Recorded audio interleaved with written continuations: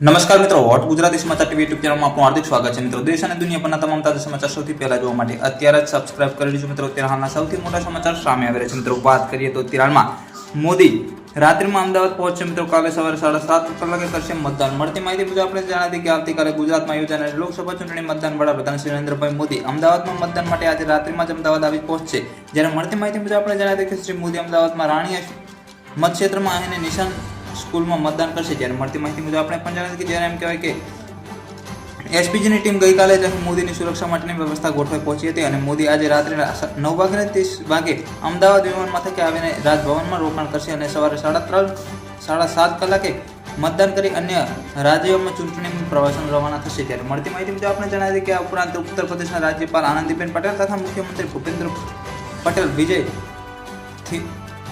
પટેલ થિંજલમાં મતદાન કરશે, તો કેન્દ્રીય ગૃહમંત્રી અમિત શાહ નારાયણપુરમાં મતદાન કરશે. મિત્રો, કોઈ પણ માહિતી વિડીયો મળતી રહેશે. વિડીયો માટે લાઈક અને સબસ્ક્રાઇબ કરવાનું ભૂલતા નહીં.